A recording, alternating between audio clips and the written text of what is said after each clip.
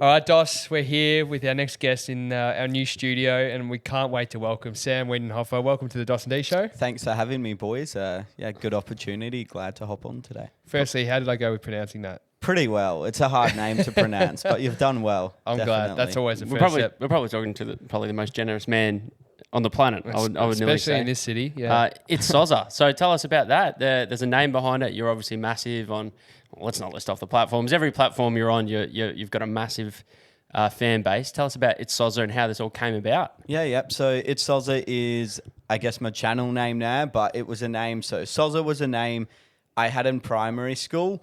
Not really for any exact reason, but I was just a normal kid, grew up with a good family, but at the age of 5 years old, I was diagnosed with a speech impediment. So all through school, I was bullied significantly. I'd be that kid who would have no friends. I'd go, cry by myself, get made fun of. Even some teachers would make fun of me.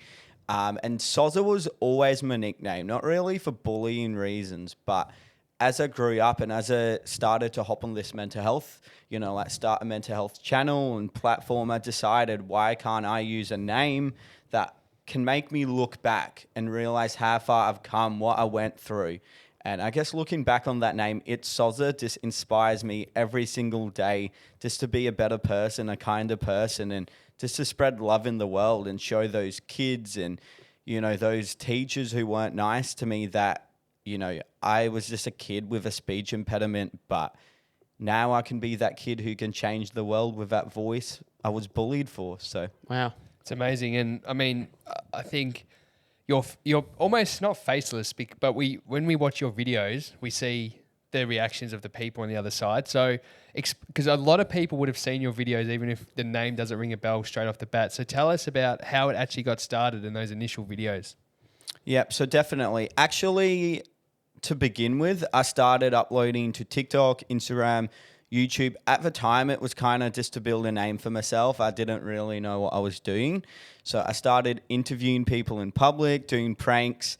And then at that point in time, I was really struggling with my mental health. I was like, this isn't me. I'm like, what am I doing? I'm quitting. I'm done. And then I had a close friend who was like, just be yourself. You just have to inspire people with who you are and what you've been through. I didn't think much of it. A few months later came on and I was on a trip in Melbourne. And I was like, actually, I have no matter how people have treated me, no matter how much I've been bullied, I've been that person who's nice back. I'll always stand up for someone in a situation. I'll just always be a kind person. So I uploaded a kindness video to social media. At the time, no one was doing this. There was no big American creator spreading kindness. So I do believe I was the first person to create this impact you see now. And then I just started my first act of kindness video in Melbourne City, actually, 2 years ago. So. What was that first one? Can you remember? Can you share that? Yep. So I was in Melbourne. I was like, what should I do today? So I went to the supermarket. I grabbed a marker, a balloon, some chocolate, and some flowers. And I wrote on the balloon. It was kind of like a prank, but a wholesome kindness prank. And I wrote on the balloon, I'm feeling sad. And I put it behind a girl and it said, I'm feeling sad. I walked up to her and said, are you doing all right? And she's like, no, I'm actually struggling at the moment with my mental health. And I gave her these flowers and chocolate and she had the biggest smile on her face. I believe she even cried at the time. And that just made me feel amazing. And I'm like, if I can do that to other people, who knows the impact that this could create. So. Well, tell us. Sorry. No, I was just gonna say, were you expecting off the back of that video for everything to explode the way that it did? No, definitely. I think going through the comments and being someone I've always struggled with, I guess, reading online comments, going through them, it definitely took off. But the support and the positive comments I received back just made me feel amazing. So from there, I was like, I'm never going to stop this. And you really haven't looked back since. It's incredible what you've done. You've travelled for it. It's amazing. We're going to get into it all and the celebrities you've worked with. But you mentioned, and I would like to address this quite early because you said, I think some people think that these videos could be put on, set up, fake, and I know you've dealt with all of that. So can you explain kind of the hate that you cop indirect by doing this style of content? Yeah, definitely. So I receive a lot of comments saying like, this isn't genuine, or you look like BS, you effer, go KYS, like some pretty bad Wow. comments. With these people not even knowing who I am. And like, you know, people who say it's all for money, it's all for this. But like, they don't know who I am. They don't know what I've been through. Like, I still struggle with my mental health, and I'll be open about it. But like, for me, the most important thing. So I guess I kind of like go off topic a bit. Is that- Mate, it's a podcast. We You can- love it. Okay, awesome. So at the age of 7 years old, and I get quite emotional talking about this, I was sitting at home in front of a TV, just a normal night, and I answered the phone call, and I saw my uncle Ken was calling. I was like, oh, yeah, okay, I'll answer this phone call. He was screaming his head off, like bawling his eyes out, crying. And I was like, I answered the phone. I was like, what's going on? I'm going to put this over to my mum. And then my mum answered the phone. She just started bawling her eyes out. My dad did too. They don't get emotional often. So I was like, what's happened here? Like, what have I witnessed? And it turns out that my auntie killed herself, and my uncle walked in on it when he got home. And I was the first person to ever find out about that. And from that moment on, it gave me like PTSD about mental health. I was scared to talk about it. Like, I'd always struggle with depression from that moment on, being like an 8-year-old boy.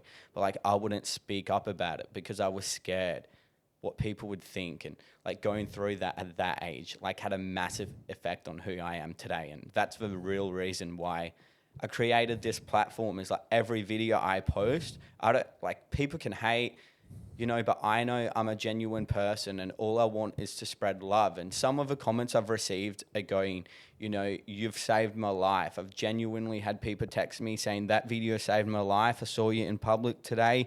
You gave me a flower, and I was like, had a suicide note. I was going to jump off a bridge tonight. I've had those messages multiple times. And I'm like, isn't that what life means? Like, to receive that, like, to actually be able to save someone's life. Like, what does money, does fame, none of that matters at the end of the day. So to receive that support, and to all the people out there who hate on these kindness videos, that's not going to make you go hurt yourself if you see a video and you're like, oh, what an idiot. Like, you know, like, is this real? It's like, does it really matter? Like, if I'm posting that and it saves someone's life, or it can have that effect on someone, I don't care if you don't like the video. Like, you can hate on it as much as you want, but to know it can actually save someone's life, that's what matters to me, like, out of anything in the world. So Off the back of that then, do you Yeah. want to share the fact that, you know, people think you probably earn millions of dollars, and that's why you're giving it all out, because you live like a rock star, and you get to be with the rock stars and hang Yeah. out with them, and you know, they probably think that's part of the persona too. Like, do you want to share what you told us just before? Like, you're just, mate, you just caught the tram here. Yeah, like, yeah. You didn't rock up in your Ferrari or your Porsche or your Tesla. Like, so, nah, I don't have a car. I don't even have a license, because I've never set aside enough money to really get it, to be honest. I caught the tram here, and I guess all the money I make, like, of course, with my brand deals, I pay rent, I eat, I go out sometimes, but like, you know, I put so much more back into it. Like, 80% of the money coming back into my bank account just goes back into it. So I just want to like give as much as I can. I don't want to gain anything at the end of the day. I just want to spread as much kindness as I can and make it call it every time. So I'm just a normal person putting as much back in as I can, I guess. So Take us behind the scenes of the videos when you shoot them. So, take us the secrets of the camera work. Where does the camera sit? And like the one the other day with young Gravy, and we'll get into that story shortly. But where you go in for the hug, it looks like the camera's like here on your chest or your stuff. Yeah. Tell us how does that work? So there's multiple, I guess, different camera techniques. So sometimes they go like, because if I don't have much money at the time, or I'm like, you know, the POV, it can be a GoPro sitting on my chest, and I try and hide it as much as possible. And then obviously if I get a videographer, it's filmed on like a Sony 4K camera from a distance. So I guess all the acts of kindness we try and make as genuine as possible, so people don't know what's going to happen. Like, all of them are real. And yeah. Do you have to get permission from the person? Yeah, I get permission from all the people. So all the people in my acts of kindness, I ask for permission. And then sometimes with assigned videos, it can be difficult. Yeah, Like, of course. You can't really like, oh, can I get permission? But like with the like main acts of kindness, we always ask for permission. When So- you say sign videos, what does that mean? as in, like, if you've seen if you're struggling with depression or anxiety, or, sign like, the free videos. money, flip that over. Yeah, Yeah. that type of stuff can be difficult, but we try our best. But In that moment when people come up to you and hug you, and does that, because I know you're someone that you just said you've struggled with your mental health and you're open about it. When you hold up that sign and someone hugs you, what does that actually feel like? Like a stranger hugging a stranger, and we've been talking about this recently and having a bit of a joke about it, mate, because I am someone that I think I've just realised is I feel alive when I have a random interaction, a positive interaction with a stranger. I'll give an example. So me and my girlfriend were at the hot springs and someone asked for the time. Yeah. And they saw I had to watch and I gave them the time and I walked off and I felt so good. I know it sounds really bad. I'm not giving away anything, but and Garni, my partner, was like, I was like, geez, I feel good. And she's like, yeah, that's because that's what makes you thrive. And then the same thing happened. We moved house recently and someone came and got our couch for free and we were set. We were like, we're giving it away for free because we don't want to help. Like they can carry it down. They can have it for free though. They rocked up and they were three lovely blokes and we're like, nah, let's help them. So we helped them carry it out, but we felt so good. Like, tell us how that feels when you're making someone else that might be really sad. And what's that feeling like, interaction like with a stranger? I think it's amazing and you meet some amazing people. So when I stand out in a mall or a street with a sign, it definitely catches a lot of attention. But what people don't realize is there's actually people out there who have no one to talk to. Like they struggle with depression, they struggle with mental health. They might not want to see someone about it. But I have had some like really, I guess, emotional people, like they'll just start bawling out, crying, like saying they thought no one was there for them. And like this has saved their life. Like some of the interactions are just beautiful because you feel like, yeah, I don't know. Some people just, it's just amazing what a stranger can do and what an impact someone can have on you, And I've had positive impacts myself. Like I give so much out to the world, but every so often, like I'll be standing there with a sign and someone would go get me a coffee or someone would buy me flowers. And that's a lot of what keeps me going because it's not easy. Behind the scenes, stuff can be, some people are awful. But like that's the stuff that keeps me going, So it's just amazing the interactions you can have with strangers and people you don't even know, and yeah. Typically, how long does it take to film a video in terms of how long does it take to actually get people to be, I don't know, open or approach you or... Yep. So with a hugging videos, usually probably like 2 hours. But say if we like take a family on an experience, some of them are prearranged because I believe in helping a family who needs it rather than I don't think it's not genuine. I think it's more genuine because you're showing love to your family who have been through a difficult time. And to them, that kindness means a lot, where picking a random family off a street, you may not feel as much significance or they may be able to go afford to do it themselves. So a lot of the videos like the NBA, Shaquille O'Neal, Disneyland, we do reach out. I do all this myself. So I'll reach out to charities. I'll reach out to fundraisers. So some of these videos can be like weeks in preparation. And then on the day, it can take 6 or 8 hours. You put a videographer in at $80 an hour, like you're constantly forking back. So I guess it depends on the video. But yeah, anywhere, the shortest video really an hour, but anywhere to like 8 to 10 hours, and then all the preparation that goes into it as well can be hours. So I was just going to say, would you be open to sharing? All right, you've got this idea. Yeah. You want to get Shaq involved, take the family, do that experience. Can you take us basically from when the idea happens? What do you do? Maybe explain that scenario and what happened. Yeah, so, with the Shaquille O'Neal thing, I actually had a sponsor, a burger joint, Royal Stacks in Melbourne. If you heard of Royal Lovely Stacks? burgers. Yeah, I'm a burger He's man. a burger man. Yeah, they actually paid me for a brand deal, and then they hit me up and they go like, we know we've paid you for a brand deal, but we don't feel like it's enough. And I'm like, what do you mean it's not enough? Like, I appreciate you coming on board as a sponsor, paying me to do what I do. But like, you deserve to do something. Like, you deserve to take a stranger somewhere and we'll just give it to you. I'm like, what do you mean? They're like, Shaquille O'Neal's coming to Melbourne. We're getting you like tickets to meet him, and you can take a stranger. And I'm like, that's crazy. So they were just the kindness of their hearts. A lot of the time it is people see my videos and they just want to be kind. Like you would never think even celebrities I reach out to, they get back to me. And, you know, some of them are just such genuine, normal people at the end of the day. So I guess the preparation that goes into it, if I have an idea, I just try and make it happen. Like I'll search Instagram, LinkedIn, all those people for like managers, event planners, everything. Good on you, man. You know, I just want to make people's dreams come true. Yeah.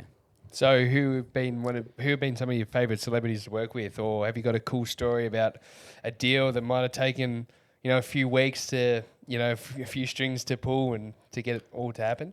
Yeah, so definitely I think the Shaquille O'Neal thing was amazing. So we didn't have much like communication with him, but we took a kid, Riley, who was battling leukemia. We took him and his mum, who were massive Lakers fans, to meet Shaquille O'Neal. Yeah, that was an amazing opportunity. What else have we done? We've met Damian Lillard through what we do. So we took a kid in a car accident to meet Damian Lillard. We recently met Young Gravy and did a video with him, and then he invited me to go out after with him, which was awesome, and his team. So he was such a genuine person. So how does that one come about? Do you reach out to him? Does he reach out to you? Yeah, so I reached out to him three months ago, and I was like, oh yeah, let's do something in LA. Let's do something huge, like give away a car. It fell through. He didn't get back to me. 2 months later, he's in Melbourne in 2 days. I'm like, he's not going to respond. Like, I don't know, busy. So I reached out to him and he was like, no worries, like, let's meet up in Melbourne. Where you at? And then we ended up taking two strangers backstage. And at first we thought, you know, this is a cool experience for the strangers. They'll get to meet Gravy. It might only be for 30 seconds or a minute. We get there. It's like, have as many drinks as you want. Laser Beam walks in the room. Who else? Laser Beam, Swagger. All these people walk in the room and we get to like talk to all of them. Young Gravy like sets us aside for like 10 or 15 minutes. We chat with him. He interacts with the strangers, plays his music to them. He's like, you know, singing back to him. So it was such an amazing experience. And then after there was an after party as well. And didn't they go on stage? yeah, they went on stage as well. So Young Gravy took him and some of the other team up to go on stage and do a shoey with Young Gravy. So to know that, I guess I was just that kid who was no one, like getting bullied, to see that we have a connection with people like that and they respect what we do and they show so much love back. It's just like such an amazing feeling. And that's like, what's the limit? Like there's no limit on this. Yeah. What's the, who's on the bucket list, do you think, to get someone to really be a part of the biggest, helping human project, someone you can just give everything to? Who's the big name that you would just love to be involved? Like celebrity? Yeah. Yeah, so I definitely think Ed Sheeran in Melbourne in a week and a bit. I do have contacts there, so that's potentially possible. I was looking, so I have a friend I stayed with in LA, and he knows everyone, so like every manager ever. So we got Kid Leroy, I believe, is happening. Wow. So next time Kid Leroy comes to Australia, I'll get to do something with him. Potentially Ed Sheeran. We do have contact somewhat with Harry Styles' manager, but I don't think it will happen. Yeah. But I'm like praying, you never know. Like he is huge. Yeah. Like if you took a girl to meet him, like who's going through a tough time, her life's changed forever. Like Yeah. people are obsessed. Like people are waiting since like yesterday morning. Like it's crazy. Did you think about doing anything with Logan Paul and KSI when they were here? A little bit, but yeah, nothing with them. But Yeah. I guess I was caught up with the Young Gravy stuff. But I think just making as many connections as possible. It's amazing to see who's jumped on board. So a few weeks ago, I was looking at my phone in bed, and I was just clicked on the verified, like, oh yeah, this video's popping off. Who followed me? And I'm like nearly crying, and my girlfriend's like, what do you mean? And I'm like, Jamie Foxx, like that is crazy. Wow. What? So I think he's the biggest person. So I'm trying to like get something in the works with him. And then we've had like Gary V, Jay Shetty, Hassan Whiteside, Baby No Money, Young Gravy, Shaq, like all these people, like we have connections with that, and it's just crazy. So I just want to grow that and, you know, get these people involved in what we do. So it's amazing the impact celebrities have too. Like, it's unbelievable. What was the first, because you've popped off pretty quickly. Like you said, you've been doing it about 2 years, which is, and it's enormous growth in 2 years. How long did it take to start popping off? What was your first really big video or big YouTube? So I'd say, obviously, growing up myself with struggles with depression and mental health, I would always listen and watch Jay Shetty. I just found him so interesting, like everything he stands for. He's just such an amazing human. So I actually, before, like, kindness wasn't a thing on social media, and I get why people don't like it sometimes. It's so saturated. Yeah. So they're like, who's genuine these days, you know? But I did my first ever hugging video, which was the first, I think, on TikTok, on Instagram. And I posted it, and within, I think, was it a night, Jay Shetty shared it to all his followers, like 11, 12 million people. He shared it on TikTok as well. And then, my channel just took off. And I think over the span of, it would have been, at one point, it would have been 2 weeks, TikTok banned me because I grew 600,000 followers in like 10 days. So why did they ban you though? Because they genuinely said I was growing too fast. They thought it was bots. Holy shit. I'm not lying. They think you're buying the followers. That's when it like took off, and then I had to like get in contact with them, and I freaked out because I thought my account was banned for spreading kindness. So that's kind of when it really took off, was I think April 2021. So within like 2 months of doing it, the kindness, it took off. And now it's a lot harder. You always have to like really come up with, okay, how can I make this better? Who can I get involved? Because too many people are jumping on it. Well, I was going to ask, do you see any bullshit in the, not industry, but people that are trying to follow what you're doing, but their intent is to grow a big audience very quickly rather than... Yeah. So not so much, I think the bigger creators now are quite established and genuine people, but I have heard of other people from Melbourne, not going to name names, but not necessarily kindness, but say they do a brand deal. Yeah. They literally go, $50. It's not yours. I'm taking it back. So some people actually like give people money, take it back. Some people film. Right, okay. Yeah. And then some other creators film stuff with homeless people and they give them $20. If I'm going to film something with a homeless person, like I'm still like this on the situation, but if I'm going to give them enough money so they can actually try and make a change in their lives. I'm going to spend time with them. I'm going to catch up with them. I'm going to go get coffee with them. And I do, like the people I meet, I'm not going to go, see you later, I'm posting this video. I'm going to connect with them. If they need help, I will try and help them. Like I constantly try and show love in their lives, buy them coffee, spread love, buy them food on the street. I don't want that shit filmed. But like if I'm going to film someone like that, I'm going to make a genuine and a real connection with this person. I'm not going to give them $20 and like film it and walk away. I'm actually going to give them like, I don't care, all the money in my bank account to put a smile on their face and trust they'll do something good with it, because they get judged so much. And it's like, well, you don't know what they've been through. Like if they go and spend this money on the wrong thing, like too bad. But like if they actually try and make a difference, you don't know. Do you know what I mean? Yeah. So, I was just going to, like, this is a bit of devil's advocate too, which we're all about here, which is some people would say like, well, why can't you and other people that do create this content, why does it have to be filmed? Why can't people just do it without filming? What would be your opinion there? I think without filming it, I genuinely couldn't do what I do because I just wouldn't have enough like finance or support to be able to do that. And then I think posting it, as much as some people are of course going to hate on it and dislike it and say it's all for this reason, like that's not going to affect them in a negative way. They're just going to go, oh, I don't like it. Like stuff this guy.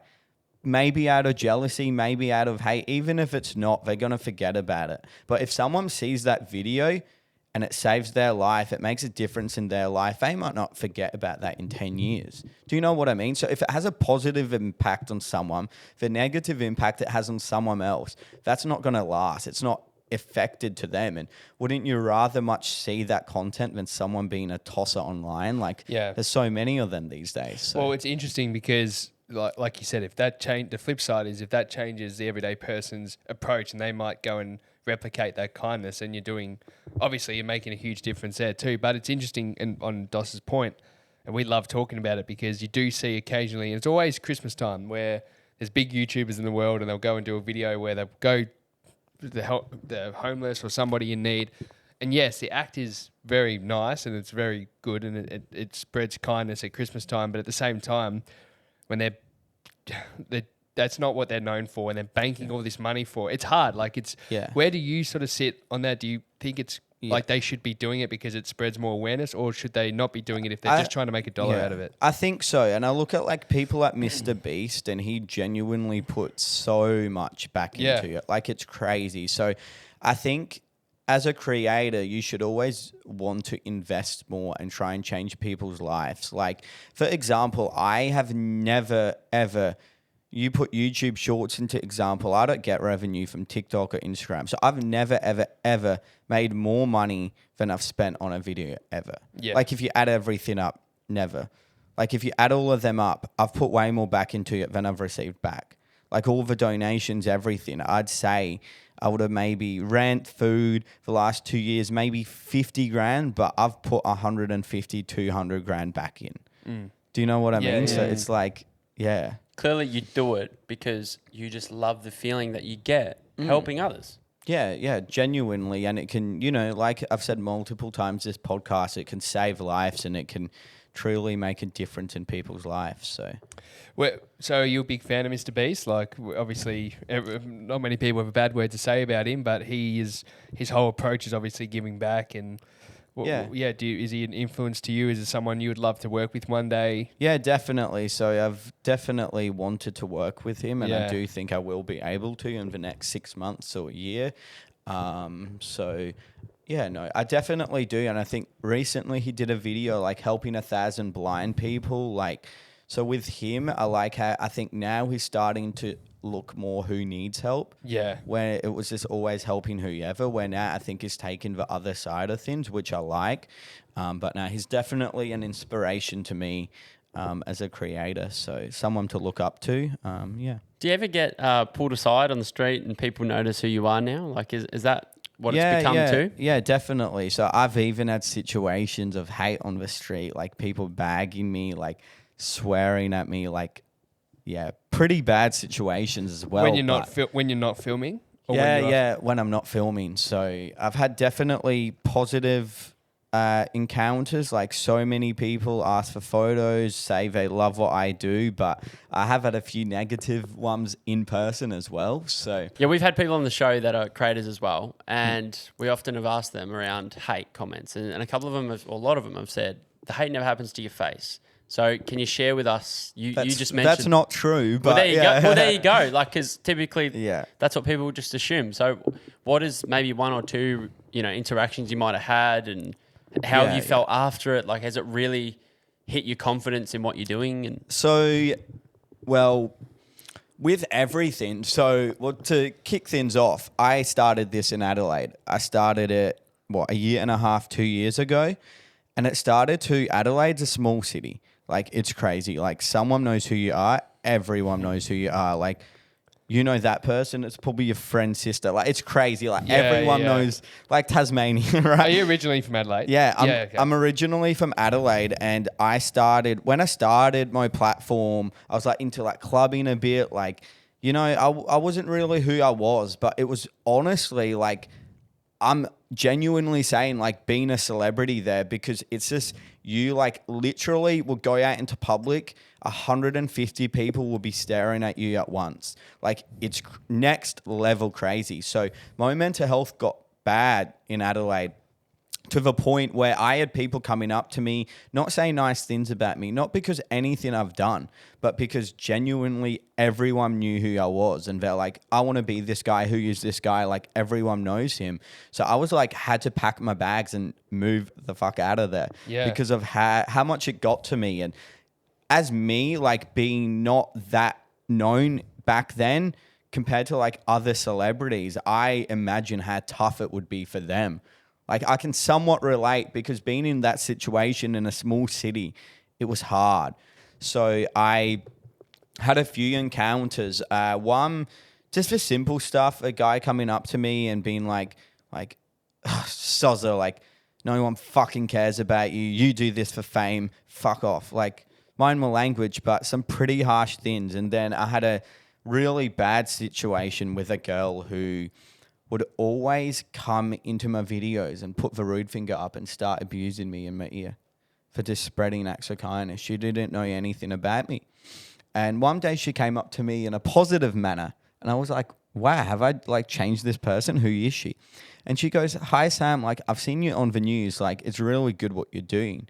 And I'm like, thank you. How have you been? I appreciate the support. Because with me, someone feeds me hate, I'm going to tell them, like, I feel sorry for them. Like, keep going. Like, you know, like, if someone ever hates on me, I'll only send love back. I've never been in a situation I've told someone to F off or I don't like who you are, because I'm not like that. Like, I believe the only way you can beat hate in this world is with love. If you give hate back to someone, it's just going to do this. Yeah, which I was going to ask you about. I mean, well, obviously on a much smaller scale, but we cop a lot of hate too on every platform that we're on, and some of them we actually turn into comedy sketches on our podcast. We'll call them out and dissect their grammar, but like I've got the same approach. I always think kill them with kindness, because I mean I've never retaliated on social media. I can put my hand on my heart and say I've never done it, but there's times where you're just that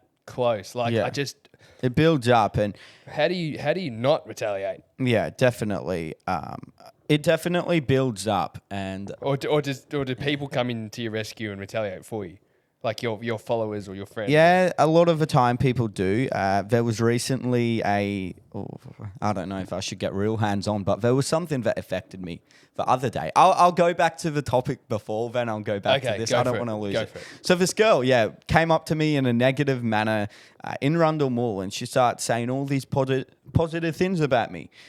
She's like, I've seen you on the news. It's really good what you're doing lately. Turns out she just wanted to get me feeling good, and then bam. She's like, I effing hate you. I hate what you do. I hate what you stand for. Like trying to punch me in my face. And like every time I saw her, like she'd just come up, she'd abuse me really badly. My age. Okay. Don't know what it was. She was definitely going through struggles herself. Oh, yeah. It was sad to see, but it does happen in person. And sometimes I do feel cautious for my safety. Like in Bali, we gave someone 500 Australian dollars. We had people follow us to our car and try and open the door because we got money. Like, so there is times like you do feel unsafe, like, you know? Yeah. So it's definitely managing safety, and it can get pretty crazy. But going back to what you said before, what was it? About retaliation on social media. Yeah. I definitely think it can be hard at times, but I know that I'm in this for... I kind of look back and I go, well, why am I in this for? I know why I'm in this for, so I'm just going to send love back. And it can get really challenging at times. So the other day, there was a situation that I'm going to talk about. It affected me, but... some guy on TikTok put up a video. I had a sign and I had flowers. I didn't have time to finish this video. So I filmed this for an hour and a half. And I was like, I don't have time. So I'm going to leave the sign up with good intentions and flowers. So someone takes a photo of this and throws the flowers everywhere. Makes it look like a mess. He posts it to this guy who does news stuff on TikTok. And the news guy makes a video out of it saying, he exploits people for fame. He, does, he's littered in public. Like, we should be contacting the police. What an awful person. Is a shit person. Like, nobody likes him type thing in a video. And that impacted me because I looked through the comments and it was kind of like, you don't hear of a haters often, but if you hear of them, they'll come together on one post and bag you. So I had people I knew from Adelaide talking awful things about me, saying, haha, finally the downfall of ITSSOZER. Like, he's always been a shit person. I had a girl on their comment, he was so rude. He came into my work and his friend ordered for him.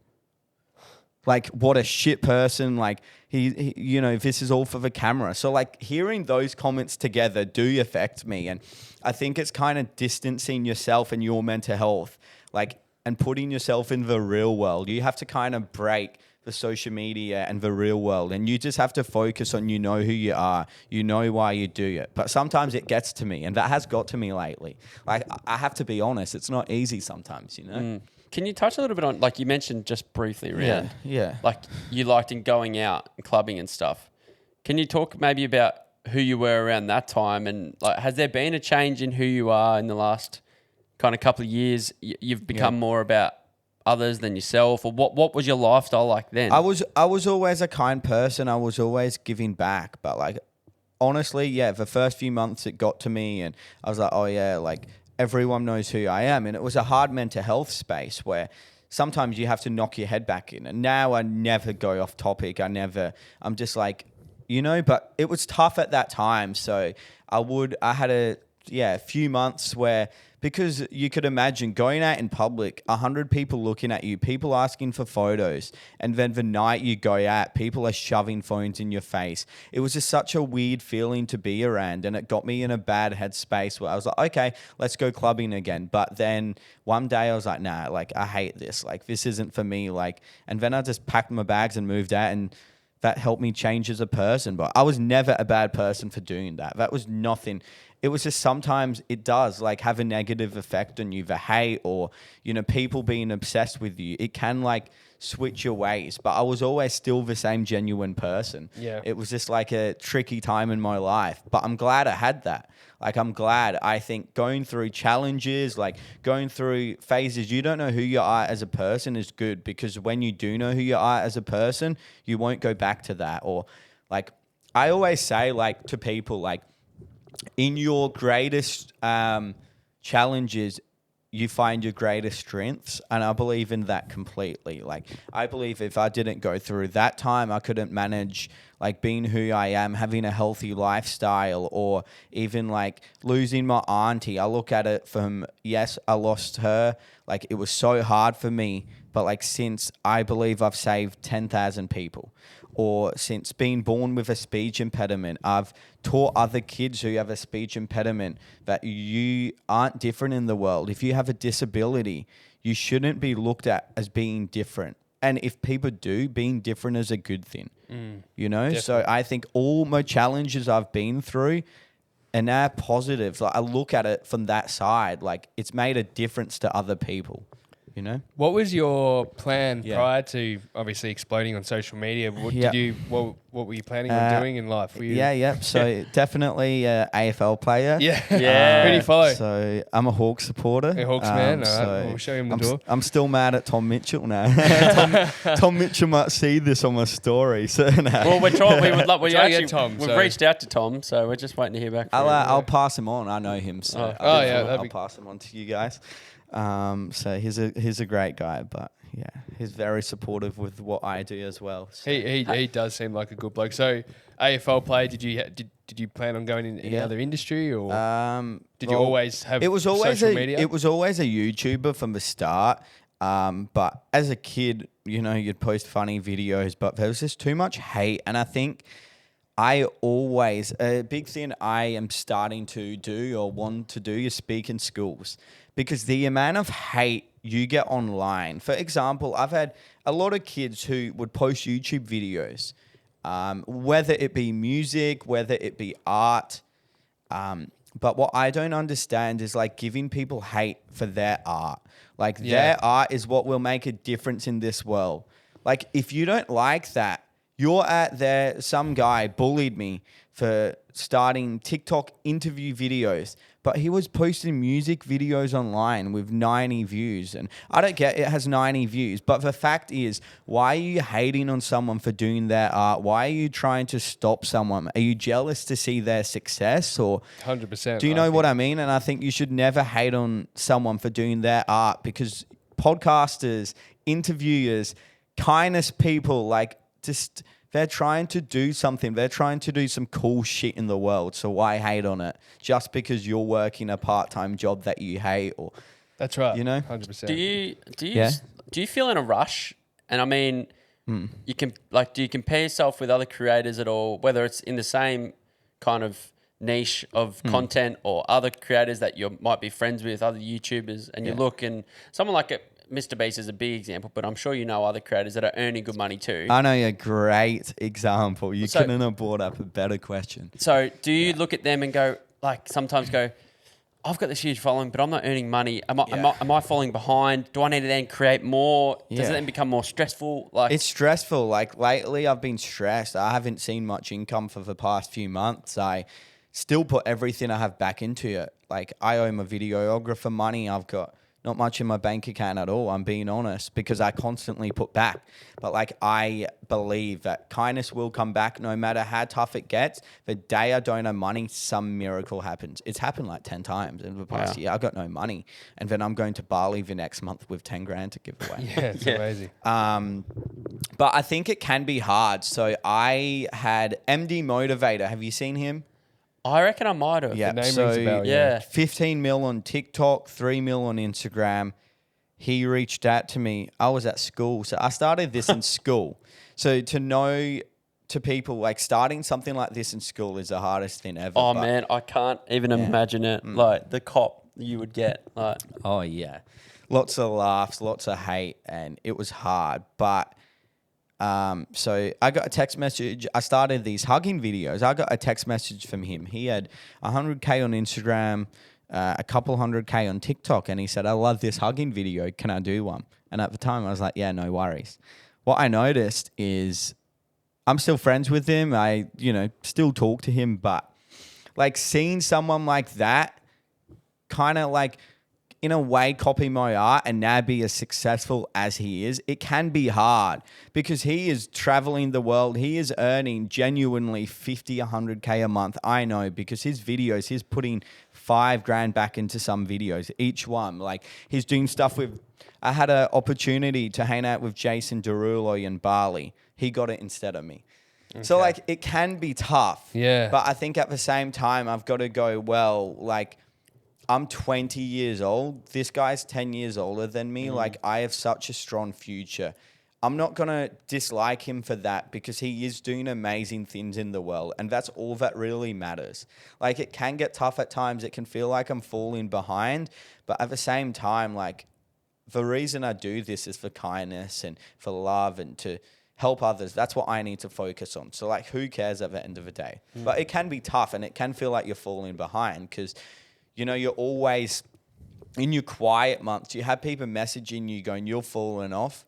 You're not doing well. Yeah. And it's like, but I've got this far. Like, And you're further than most people ever get. And like you said, your age is so young, and we'll talk about the future for ITSSOZER shortly. But something I just want to go back to, because it pricked my ears up at the very start of the podcast. You mentioned prank videos and YouTube. What was the initial thinking there? Was it like, I don't know, do you follow Shami and those boys? Was it that kind of, those pranks, or? Yeah, I guess I was just, to be honest, being that kid with a disability and losing his auntie to suicide, you get pretty lost in your life at times. Not anymore, but at that age, like, I just didn't know, I guess, who I was. But I didn't want to be looked down on as a kid who had a speech impediment. Yeah. So I just wanted to put myself out there. As an entertainer. As an entertainer and make people laugh. And it was never like harming people or harassing people. It was like funny, lighthearted stuff that made people laugh, cringy stuff. But like, I just To be honest, I love that kind of content. Yeah. I never wanted to be looked down on as someone who couldn't make an impact. And sometimes it just takes a while to find your niche and find who you truly are. And that's a benefit going through that stage to where I am today. I'm glad I did that because I found out who I really was and what I wanted to do with my life. Like I went into year 12, or was it? It would have been year 12, like having a couple 100K on TikTok, struggling with my mental health, being depressed. And I was like, I don't know what I want to do in life. Like I hated school. And you know, it was so focused on grades and like being successful, and I hated that. So it was amazing at the end of year 12 to like, that's when I moved away. I dropped out. I still finished. I did online school for a bit, and I moved to the Gold Coast, just with a dream. And then since then it's taken off a lot, you know. I just had to like distance myself from everything that happened to kind of like, yeah. What does your family think? They must be proud, or Yeah, I'm very close with my family, so at times I feel bad. Like my older brother always wanted to be a YouTuber, so like it can be hard going, fuck, like I wish he could do this with me even, or you know what I mean? Would he want to? How when you No, say older no. brother, is he much older? Or? Yeah, 25 or so. So he Okay. runs a fishing channel, like got a couple K subscribers. So sometimes I feel bad, like I'm like, damn, like you know what I mean? Yeah. Because I saw him always putting so much effort in, but yeah, I think my family are very, very proud of who I am. You know, they're very proud. They're Christian themselves, so they love the giving back message. But now they're very proud of me. I receive a lot of support from them. I miss them a lot. I guess being away from them can be very hard at times. But have you felt jealousy from your brother at all? Like if he's trying your hardest, do you sometimes maybe help him in terms of like, mate, this has popped off for me, try this? yeah, definitely. I give him a lot of tips and a lot of advice because he was always pushing me with the AFL side of things. So, yeah. Nice. So next kind of chapter for you, 10 years time, do you want to stay doing something similar? Do you have a big vision? Do your style of content, do you want to maybe change that, or do you see it changing? What do you see? Yeah, so I think the biggest thing for me is I think like I've always been so focused. So I did a trip to Bali. When was it? It would have been October. And I was like on the plane there, like going through the airport. And I'm like, honestly, like so many of these people are like, yes, Bali people love Australians. But at the same time, it kind of feels like a lot of them are taking advantage of the culture. Yeah. And like going there to get pissed on cheap alcohol. And I was just in the airport and I was like, there's some really drunk guy. And I was like talking to me, and I was just like, fuck this. Like I'm going here and I am making an impact. Like I want to show that like, you know, that shouldn't be the only reason we go there. So I went there with a mission to spread kindness, and I had never, ever received so much support. I had shopping centers texting me saying, "Oh, come in, you know, for some free stuff. Like, come support us, or come over to my house for dinner, or come to our cafe." I've never had that in Australia, that support. Like, yes, I've had, come on this experience, but them just wanting to give back, like touches my heart and that culture. So I think a big focus for me is heading there quite often to give back, because money there goes so far and it can make a change in someone's life. So I want to actually go there. I want to open up fundraisers. Like I want to help families who are struggling, maybe blind people, and like just do stuff over there, because I had messages over there. Like I think in Australia there's a lot of people to help, but it can be challenging. Like you have to reach out through charities. Money doesn't go as far. So I think I'm very touched on heading to Bali in the next few years a lot and making an impact there. And then I think in the next like 10 years, I think just, you know, starting long form on YouTube, having like one of the biggest like podcasting channels in the world, like having my own Netflix show, and then just traveling to places to give back that really need it. Like I'm looking at going to Cuba, India, those sort of places, because you do feel a lot more love. Like in Australia, our culture, honestly, most of the time, like I hate saying this. I'm an Aussie. I love Australia, but a lot of the, maybe not culture, but a lot of the kind of instinct is to always bring people down. Yeah, tall with poppy success, you know, and not many other places are like that. No. Like, and that can be really, really tough for people when, you know, there's so many people out there in Australia, in the world who are, well, Australia who are wanting to be themselves and they feel like they can't. So that's a message to everyone that you can be and you can push through that, because it is definitely, you get hated on for doing what you want to do here and it can be hard. So I think going to Bali, I just feel immense love and support from everyone there. Like, you have school kids running up to you, the biggest smiles on their faces, like giving someone $500. I had a few encounters, people hugging me and crying for minutes and minutes and minutes and minutes, because it truly makes a difference. Yeah. So like, if I can maybe, you know, create, like, you know, save up some money here, you know, save up $100,000 of donations, I don't know, and just head to Bali and give it all away. Like, I want to do that and see where that takes me, I think, and just traveling to countries that really need help, because I think it still hasn't been touched much, like in the kindness realm and in creators.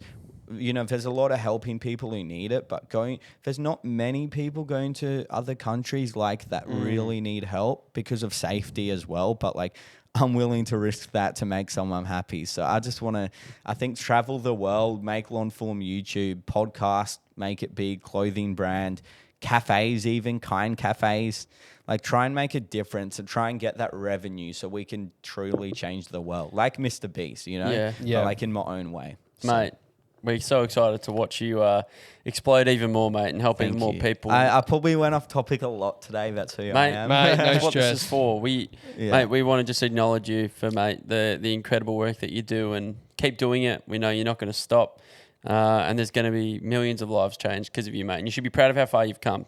Thank you. So, I really appreciate that. What are your socials? So for the people listening that might not have seen you, you know, give yourself a plug. And so my Instagram, YouTube, and TikTok is ITSSOZER. So that's ITSSOZER. Love it.